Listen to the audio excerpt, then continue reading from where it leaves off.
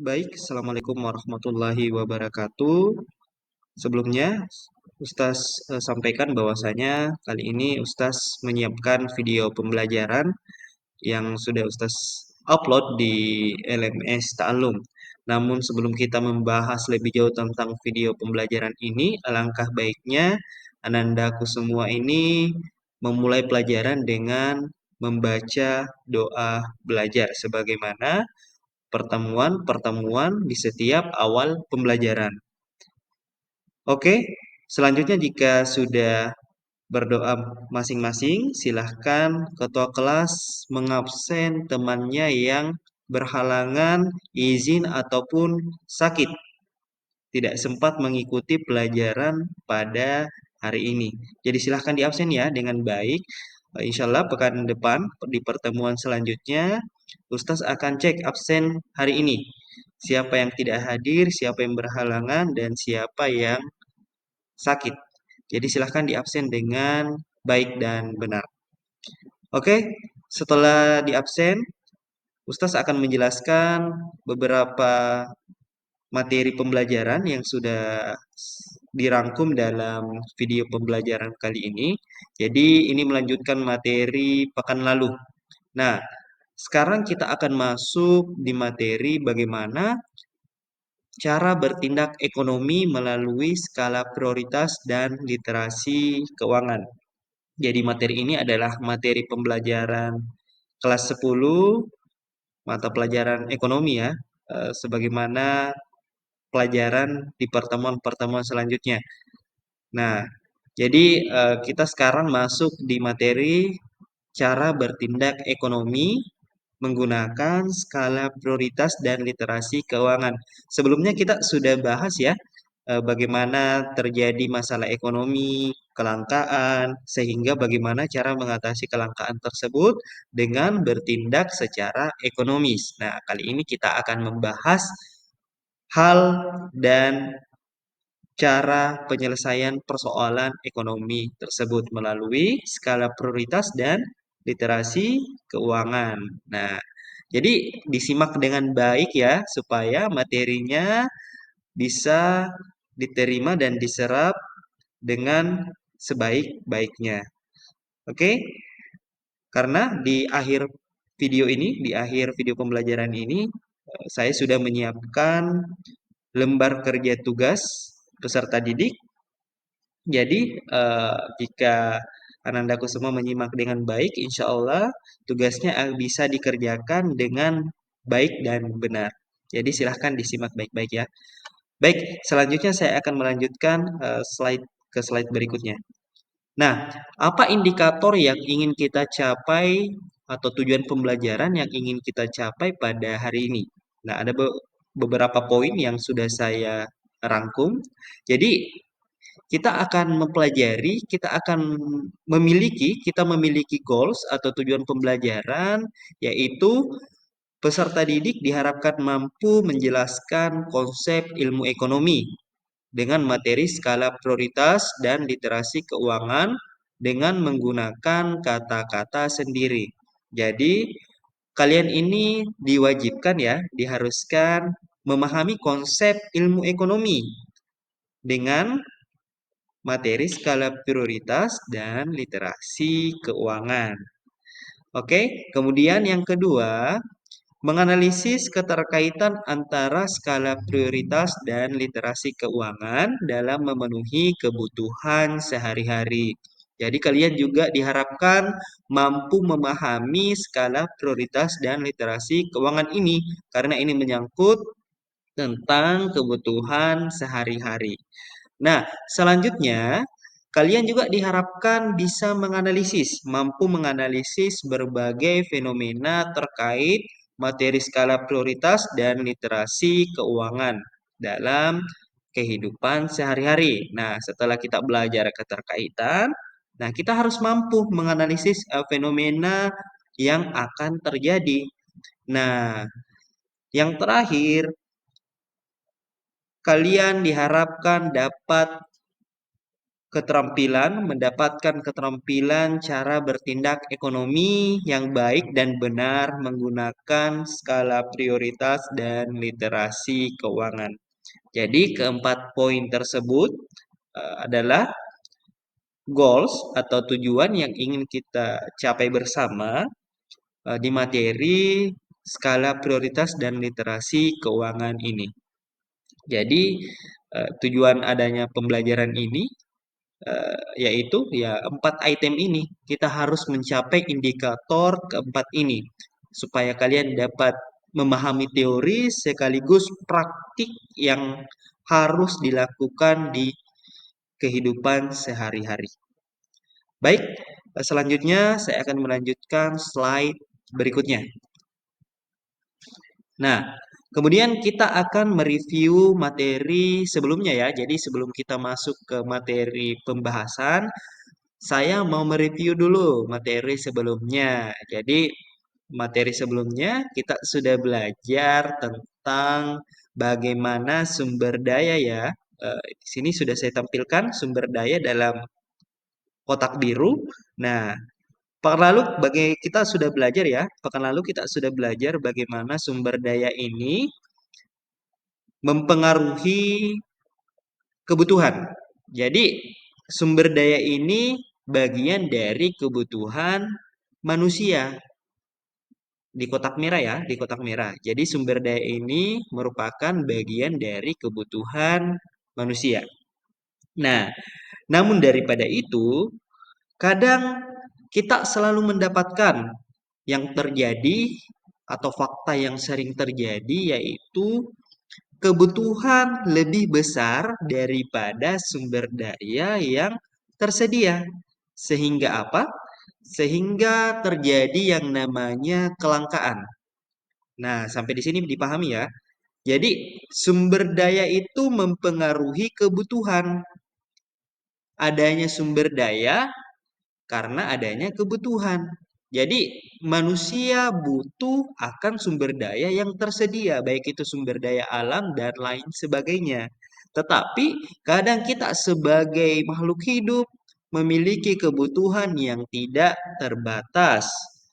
Sementara sumber daya yang tersedia itu terbatas, sifatnya terbatas, sehingga terjadi yang namanya kelangkaan, kelangkaan sumber daya. Nah, bagaimana cara mengatasi kelangkaan sumber daya ini? Melalui ilmu ekonomi. Jadi, ilmu ekonomi ini adalah jawaban dari permasalahan kelangkaan sumber daya. Nah, jadi tujuan kita belajar ilmu ekonomi adalah untuk menjawab yang namanya kelangkaan. Nah, jawabannya apa? Jawabannya melalui tindakan ekonomi rasional. Jadi kita belajar ekonomi untuk mengetahui tindakan ekonomi rasional.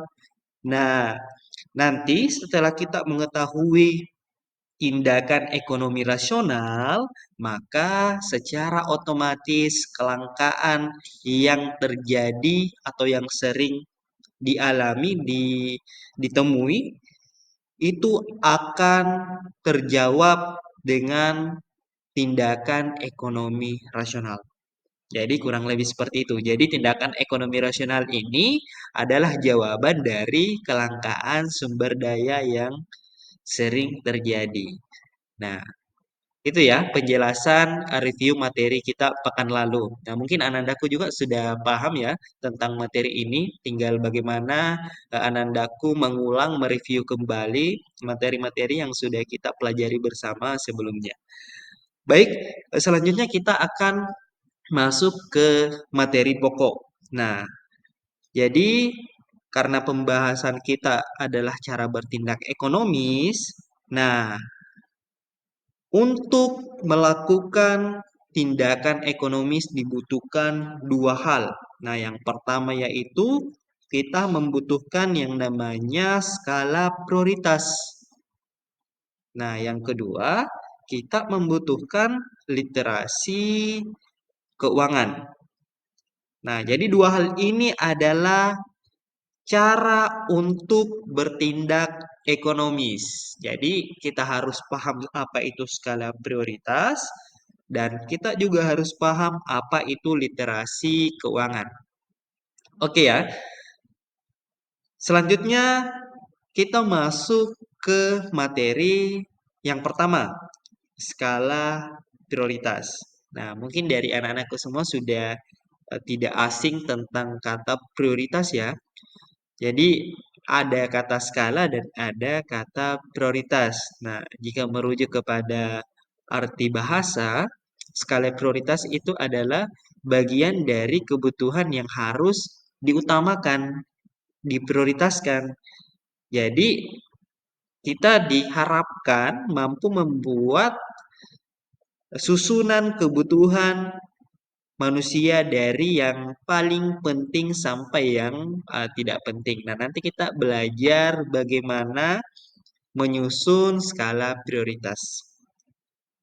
Baik, untuk Anandaku silahkan disimak ya. Selanjutnya kita akan masuk ke materi skala prioritas.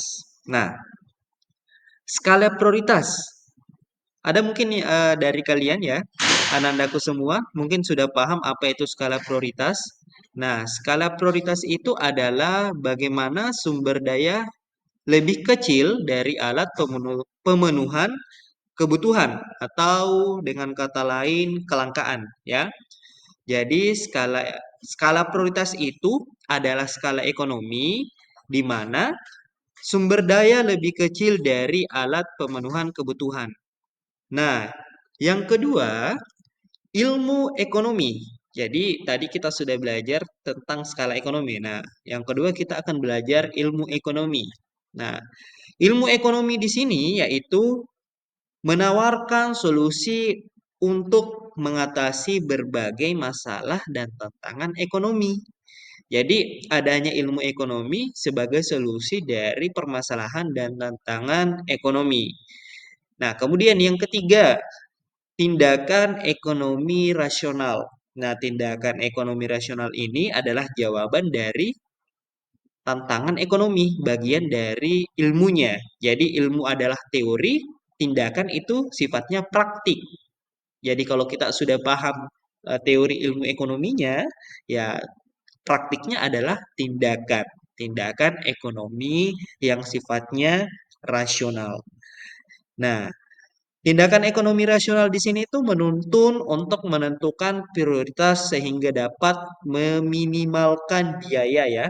Biaya atau biasa kita kenal dengan cost dan dapat memberikan keuntungan atau benefit. Jadi biaya itu adalah cost dan keuntungan itu adalah benefit atau mungkin profit ya. Salah satu biasa kita juga kenal benefit, biasa juga profit. Yang mana saja karena keuntungan itu arti bahasanya itu atau bahasa lainnya itu cukup luas. Oke, dan yang terakhir bagaimana cara bertindak ekonomis. Nah, sekarang kita akan belajar bagaimana cara bertindak ekonomis, yaitu dengan skala prioritas dan literasi keuangan. Nah, mungkin itu ya, anandaku semua sudah cukup paham sampai di sini. Nah, perlu diingat. Nah, perlu diingat untuk menyusun skala prioritas kita harus memahami dua hal yang terlebih dahulu. Yang pertama, kita harus memahami apa itu kebutuhan atau dalam bahasa Inggrisnya needs. Dan yang kedua, kita harus memahami apa itu keinginan atau wants. Jadi, ada kebutuhan dan ada keinginan. Nah, ini yang perlu kalian ingat. Kebutuhan itu adalah hal-hal esensial untuk kelangsungan hidup dan kesejahteraan dasar. Jadi kebutuhan itu sifatnya ya penting karena kalau tidak dipenuhi maka akan mengganggu kelangsungan hidup manusia, kelangsungan hidupnya kita. Nah, kalau keinginan atau wants adalah hal-hal yang ingin kita miliki untuk kesenangan, kenyamanan, atau status, tapi sifatnya tidak penting dan tidak terlalu berpengaruh untuk kelangsungan hidup, ya. Jadi bedanya itu kalau kebutuhan sifatnya wajib dipenuhi, kalau keinginan ya tidak wajib karena sifatnya hanya untuk kesenangan pribadi. Nah, seperti itu. Nah, mungkin kalian bertanya-tanya, seperti apa kebutuhan, seperti apa keinginan, atau mungkin ada dari anandaku semua yang sampai sekarang belum bisa membedakan mana keinginan dan mana kebutuhan. Nah, nanti kita akan lihat di slide berikutnya contoh keinginan dan contoh kebutuhan. Karena sebelum kita mempelajari skala prioritas, nah kita harus paham dulu. Kita harus petakan dulu nih yang mana needs dan yang mana wants. Nah, kurang lebih seperti itu. Oke, jadi kita harus paham mana kebutuhan dan mana keinginan ya. Nah, selanjutnya kita lanjut ke contohnya. Jadi, eh, kebutuhan itu contoh utamanya yaitu air, makanan, tidur, pakaian, dan lain-lain. Jadi, kebutuhan itu sifatnya primer. Jika tidak dipenuhi, maka akan mempengaruhi kelangsungan hidup manusia. Misalnya, Anda tidak makan dalam beberapa hari, apa yang akan terjadi? Ya, pasti akan mempengaruhi kelangsungan hidup manusia. Anda tidak tidur, Anda tidak minum. Nah, ini bagian dari kebutuhan. Ya, seperti itu ya. Kalau keinginan, contohnya misalnya belanja barang mewah, belanja kendaraan, belanja barang lainnya yang sifatnya mewah, nonton, liburan. Nah, itu bagian dari keinginan yang jika tidak dipenuhi, maka tidak secara langsung mengganggu kehidupan manusia. Karena sifatnya hanya menyenangkan perasaan saja. Nah, kurang lebih seperti itu ya, anak-anakku. Nah, jika sudah dipahami perbedaan kebutuhan dan keinginan, nah, kita akan masuk ke inti dari skala prioritas. Jadi, ya kita harus paham dulu mana kebutuhan dan mana keinginan. Nah, sekarang kita masuk di pengertian skala prioritas. Jadi, saya sudah rangkum skala prioritas dan literasi keuangan. Nah, seperti yang sudah saya katakan sebelumnya, prioritas itu adalah sesuatu yang didahulukan dan diutamakan daripada yang lain. Nah, seperti itu.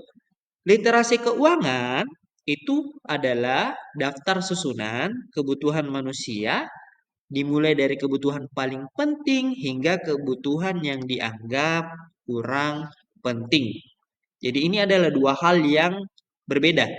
Jadi jika kita sudah bisa memetakan mana keinginan dan mana kebutuhan, maka secara sistematis atau secara tidak langsung kita dapat membuat literasi keuangan kita sendiri. Ya, jadi kalau kita sudah tahu bagaimana membedakan kebutuhan dan keinginan, maka secara otomatis literasi keuangan juga dapat disusun dengan baik. Nah, dengan menyusun skala prioritas, kita dapat menentukan mana kebutuhan yang harus kita penuhi terlebih dahulu dan mana kebutuhan yang dapat ditunda. Nah, seperti itu ya. Jadi, kita dapat menentukan kebutuhan yang harus dipenuhi dahulu dan mana kebutuhan yang pemenuhannya bisa ditunda. Nah, kurang lebih seperti itu ya, anak-anakku. Jadi, sampai di sini mungkin anak-anakku semua ini sudah paham apa itu skala prioritas, ya. Oke, selanjutnya saya akan lanjut ke slide berikutnya. Nah, bagaimana pertimbangan menyusun sebuah skala prioritas? Ada tiga hal ya, ada tiga item yang sudah saya rangkum untuk mempertimbangkan penyusunan skala prioritas. Nah, yang pertama, kalian harus menyesuaikan dengan tingkat pendapatan atau kemampuan finansial. Nah, kadang kita masih sering lupa karena tidak bisa membedakan mana kebutuhan dan keinginan, sehingga kemampuan finansial yang kita miliki kadang terlupakan. Nah, jadi banyak kadang di antara kita yang rela mengutang hanya untuk memenuhi yang sebetulnya bukan hal yang sifatnya urgen. Misalnya, saya mau beli barang baru karena lagi tren di luar sana ya, di lingkungan luar sana. Nah, karena kita belum paham ini adalah kebutuhan yang mendesak dan penting, sehingga kita memaksakan untuk mendapatkan barang tersebut. Padahal kemampuan finansial kita tidak memenuhi kriteria atau di bawah standar. Nah, yang terjadi adalah ya kita akan memaksakan ya, misalnya berhutang dan lain sebagainya. Nah, ini hal yang tidak bagus dalam pengelolaan keuangan, hal yang kurang baik ya. Jadi harus menyesuaikan dengan tingkat pendapatan atau kemampuan finansial untuk menyusun skala prioritas. Nah, pertimbangan yang kedua yaitu kedudukan secara sosial atau biasa kita sebut status sosial. Nah, status sosial di sini saya bagi ada tiga bagian. Yang pertama ada secara sosiologis. Nah, secara sosiologis, individu berada pada posisi sosial tertentu yang ditentukan berdasarkan profesi kelas sosial. Jadi, status sosial itu kadang eh, menentukan kebutuhan dan keinginan kita. Jadi status sosial itu juga sangat berpengaruh dalam penyusunan skala prioritas. Nah, yang kedua berdasarkan profesi. Misalnya nih, si A seorang fotografer dan si B seorang penulis. Perbedaan profesi ini akan mempengaruhi cara individu menentukan prioritas kebutuhannya. Nah, yang ketiga berdasarkan kelas sosial. Contohnya, prioritas kebutuhan seorang direktur perusahaan tentunya berbeda dengan prioritas seorang karyawan. Nah, jadi ada tiga item ya, secara sosiologis, profesi, dan secara kelas sosial. Nah, mungkin anandaku semua bisa membaca ya, bisa membaca slide yang tampil di video pembelajaran ini. uh, Letak perbedaannya di mana. Nah, silahkan nanti disimak dan dibaca, dipahami untuk menyelesaikan tugas yang sudah saya siapkan nantinya. Nah, item yang ketiga adalah lingkungan. Nah, lingkungan ini juga sangat berpengaruh signifikan untuk penyusunan skala prioritas. Dalam hal ini, lingkungan itu dipahami sebagai lingkungan sosial dan fisik. Jadi ada pemahaman bahwasanya lingkungan itu dibedakan menjadi dua hal, ada sosial dan ada fisik atau alam. Nah, tentunya ini dapat mempengaruhi cara individu menyusun dan menentukan skala prioritas.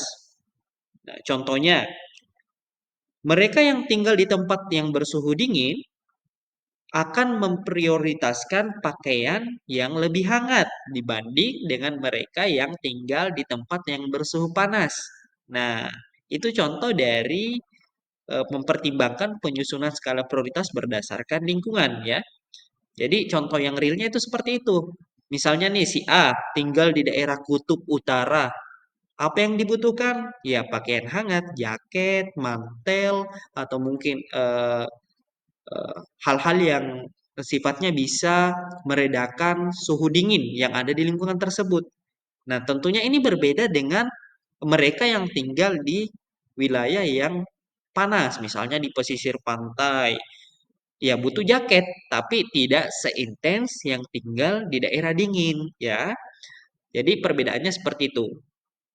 Nah, selanjutnya kita akan belajar bagaimana cara penyusunan skala prioritas. Nah, dalam menyusun skala prioritas, kita harus tentukan dulu mana sifat kebutuhannya. Jadi menentukan terlebih dahulu sifat berdasarkan kebutuhannya. Nah, berdasarkan urgensitasnya, kebutuhan dapat dibedakan menjadi 4 kategori. Ingat ya, 4 kategori. Yang pertama, penting dan mendesak. Jadi kategori yang pertama yaitu penting dan mendesak.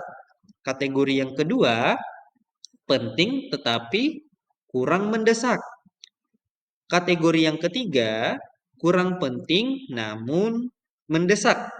Dan kategori yang keempat, kurang penting dan kurang mendesak.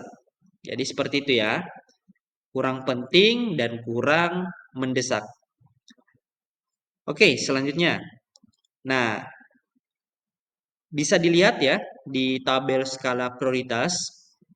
Jadi ada eh, tabel yang sudah disusun dalam bentuk kotak. Ada kuadran satu, di mana kuadran satu ini diisi oleh kebutuhan yang sifatnya penting dan mendesak. Contohnya, kebutuhan primer dan kebutuhan sekarang. Nah, mungkin kita sudah bahas, kalau ada yang masih ingat, kita sudah bahas apa itu kebutuhan sekarang dan apa itu kebutuhan primer. Jadi, kedua kebutuhan tersebut itu masuk dalam kuadran satu yang sifatnya penting dan mendesak. Nah, seperti itu ya. Nah, di kuadran 2 kebutuhan yang penting dan kurang mendesak. Contohnya, kebutuhan sekunder dan kebutuhan yang akan datang.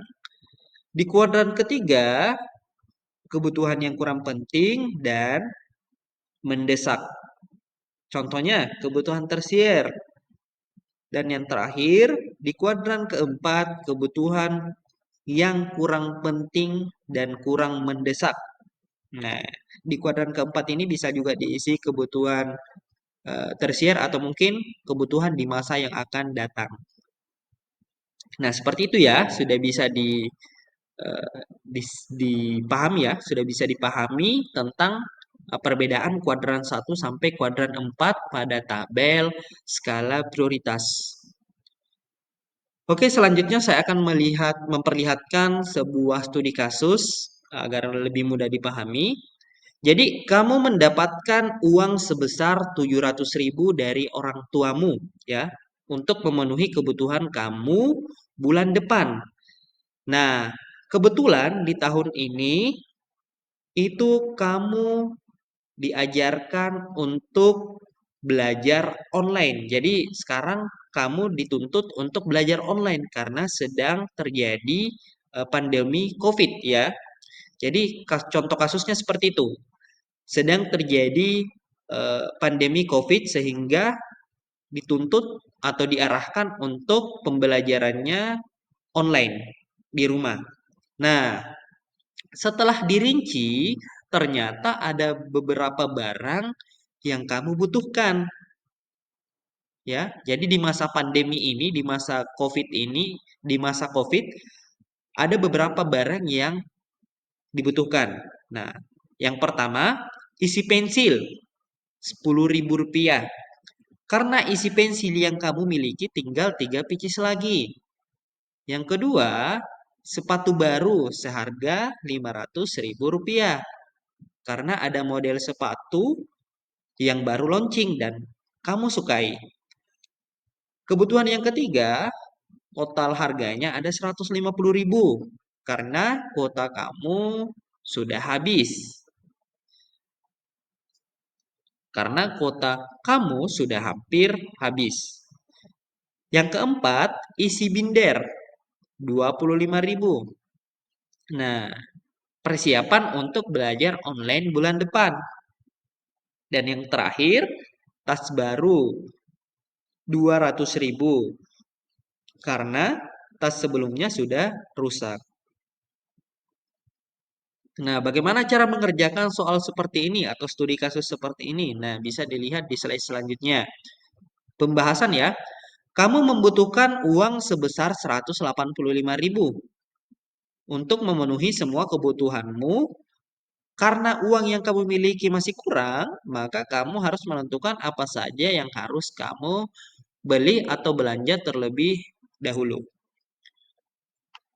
Oke, selanjutnya, bagaimana cara menentukan skala prioritasnya?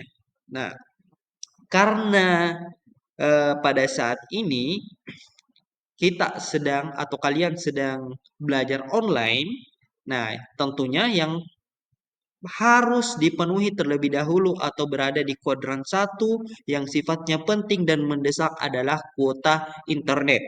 Karena tanpa kuota internet, ya kita tidak bisa mengikuti kegiatan belajar online. Jadi, tempat atau posisinya dalam tabel skala prioritas itu di kuadran satu. Nah, di kuadran 2 diisi oleh binder dan pensil. Nah, kedua barang ini juga menunjang untuk kegiatan belajar. Namun, karena masih ada stok 3 pcs lagi, jadi bisa masuk di kuadran 2 yang sifatnya penting dan kurang mendesak karena masih ada stok 3 pcs. Nah, di kuadran 3 diisi oleh tas. Karena saat ini belajar online, jadi belum membutuhkan tas. Walaupun tas kamu sudah rusak. Jadi sifatnya kurang penting tapi mendesak untuk dibeli. Nah, kuadran keempat itu diisi oleh sepatu. Kenapa sepatu? Karena ya kita belajar online sudah pasti tidak butuh sepatu karena belajar online-nya ya pasti di rumah dan mungkin tidak menuntut harus menggunakan sepatu ya. Jadi sifatnya kurang penting dan kurang mendesak. Jadi seperti itu ya. Nah, selanjutnya kita akan masuk ke pembahasan berikutnya. Jadi kebutuhan yang harus kamu beli terlebih dahulu adalah kuota, lalu isi binder dan isi pensil, kemudian tas, dan terakhir sepatu. Nah, kebutuhan yang kedua, jika uang yang kamu miliki belum memenuhi semua kebutuhan yang kamu inginkan, maka salah satu alternatifnya adalah menunda untuk membeli barang pada kuadran 4. Jadi kita bisa menunda untuk membeli sepatu. Nah, nanti uang yang dimiliki untuk membeli sepatu itu bisa ditabung dulu untuk membeli atau untuk mencukupkan dana atau uang yang kita miliki. Jadi untuk sepatu ini bisa kita tunda dulu dengan cara menabung. Nah, seperti itu ya. Nah, mungkin sampai di sini sudah paham ya. Jadi di kuadran keempat ini sifatnya bisa ditunda dan untuk membelinya atau untuk memenuhinya bisa dengan cara ditabung atau menabung terlebih dahulu. Nah, jadi tadi kita sudah belajar tentang skala prioritas ya. Sekarang kita belajar tentang literasi keuangan. Nah, apa sih itu literasi keuangan? Nah, literasi keuangan itu adalah suatu hal yang sifatnya berkaitan dengan skala prioritas. Nah, mungkin anak-anakku semua sudah bisa lihat di video ini, di slide yang sudah saya tampilkan, ada pelaku ekonomi. Jadi kita ini sebagai makhluk hidup adalah pelaku ekonomi yang melakukan aktivitas ekonomi atau kegiatan ekonomi. Nah, dalam melakukan aktivitas ekonomi ini, hal yang harus kita pahami terlebih dahulu yaitu literasi keuangan. Nah, apa itu literasi keuangan? Literasi keuangan adalah kecakapan dan kemampuan untuk menentukan keputusan yang efektif dan bijaksana terkait penggunaan dan pengelolaan keuangan. Jadi, literasi keuangan itu adalah pemahaman dan kemampuan ya. Jadi, pemahaman kita dalam mengelola keuangan. Nah, literasi keuangan memberikan pengetahuan agar kita mampu memutuskan pilihan yang paling baik dan menguntungkan. Jadi seperti itu ya. Nah, selanjutnya, apa hubungan skala prioritas dan literasi keuangan?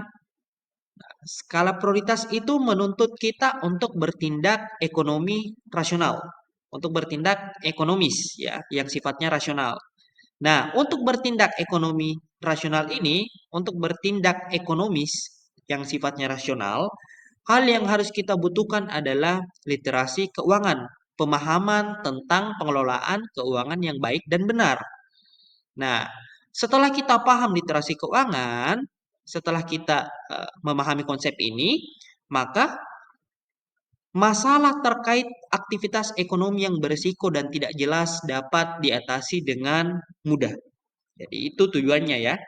Jadi sampai di sini mungkin Anandaku sudah paham apa itu skala prioritas dan kaitannya dengan literasi keuangan. Nah, selanjutnya saya sudah menyiapkan tugas tentang skala prioritas dan literasi keuangan yang akan saya jelaskan pada video berikutnya atau pada tampilan berikutnya ya. Nah, sekarang kita masuk ke lembar kerja peserta didik. Jadi, anak-anakku sekalian, tadi sudah kita bahas bersama, sebelumnya sudah kita bahas bersama tentang apa itu skala prioritas dan apa itu literasi keuangan. Nah, setelah anak-anakku semua pahami dan simak dengan baik video pembelajaran tadi, maka saya sudah siapkan lembar kerja peserta didik yang anak-anakku semua wajib kerjakan tugas tersebut sebagai bahan evaluasi pembelajaran kita hari ini. Dan insya Allah akan kita bahas di pekan yang akan datang atau di hari yang akan datang ya, di pertemuan selanjutnya. Jadi wajib dikerjakan semua tanpa terkecuali. Bagi temannya juga yang tidak sempat hadir hari ini, tolong diinfokan, videonya sudah saya siapkan di Ta'alum, ditonton kembali di waktu-waktu senggang dan dikerjakan tugas ini. Jadi tidak ada alasan di pekan depan anandaku lupa atau lain sebagainya ya, karena sudah saya ingatkan di melalui video pembelajaran ini dan mungkin melalui grup piket diingatkan kembali secara langsung pada hari ini ya. Jadi dikerjakan tugasnya. Nah, bagaimana cara pengerjaan tugas proyek skala prioritas dan literasi keuangan? Nah, yang pertama, silahkan anandaku tulis namanya. Jadi tugas ini ditulis di buku tugasnya. Jadi ditulis di buku tugasnya ya. Jadi tugas ini ditulis di buku tugasnya. Untuk materinya saya sudah lampirkan di video pembelajaran dan saya sudah tautkan pada tugas di LMS Ta'alum. Jadi sudah ada link tugasnya ya, silahkan nanti dicek di Ta'alumnya. Nah, jika sudah ditulis namanya, silahkan tulis nomor absensi kehadiran. Jadi nomor induk siswa di absen ya, silahkan ditulis dan tanggalnya silahkan ditulis. Nah, silahkan dibaca deskripsi dari tugas ini. Jadi proyek ini bertujuan untuk membantu Anda memahami konsep skala prioritas dan bagaimana mengalokasikan sumber daya keuangan secara bijak berdasarkan prioritas yang telah ditentukan sebelumnya. Jadi Anda ini akan membuat daftar tugas atau kegiatan yang memerlukan alokasi keuangan untuk menentukan prioritasnya. Jadi sudah ada beberapa langkah-langkah yang sudah saya siapkan ya. Langkah 1 itu silahkan buat daftar tugas atau kegiatan. Nah, mulailah dengan mencatat semua aktivitas atau tugas yang Anda rencanakan untuk pekan ini. Bisa termasuk pekerjaan rumah, tugas sekolah, kegiatan ekstrakurikuler, atau pekerjaan jika Anda bekerja, atau tugas pekerjaan jika Anda bekerja ya. Nah, silahkan isi sebanyak 10 poin. Minimal 10 ya. Bisa juga lebih kalau misalnya ingin ditambahkan lebih dari 10. Nah, langkah yang kedua, tentukan prioritasnya. Setelah Anda mencatat semua aktivitas, sekarang saatnya untuk menentukan prioritas. Gunakan kerangka kerja berikut untuk menilai setiap aktivitas. Nah, silahkan gunakan kerangka kerja seperti ini. Tabel penilaian prioritas. Jadi misalnya nih, aktivitas 1 itu misalnya aktivitas 1 itu hari ini belajar. Tingkat urgensinya paling tinggi, semakin tinggi misalnya angka 5 ya. Anandaku isi angka 5 di sini. Berarti itu menunjukkan paling urgent. Jika misalnya diisi 1, ya berarti ya tingkat urgensinya poinnya cuma 1. Nah, begitupun di kolom pentingnya, ketertiban, lalu nanti hasil dari penjumlahan aktivitas ini di total ditulis di sini. Totalnya berapa? Sampai seterusnya. Nah, nanti di kolom terakhir baru dibuat jumlah dari seluruh total ini. Ya, dipahami ya? Jadi buat totalkan dulu per item, per aktivitas. Nah, nanti di kolom paling bawah baru dijumlahkan setiap kolom. Misalnya urgensitas dari aktivitas 1 sampai 10 berapa? Pentingnya dari aktivitas 1 sampai 10 berapa jumlahnya? Dan di total juga jumlahnya berapa keseluruhan. Nah, seperti itu ya. Saya rasa mudah dipahami. Nah, keterangannya urgensi, seberapa penting aktivitas ini sekarang. Nah, pentingnya seberapa besar dampak atau manfaat menyelesaikan aktivitas ini.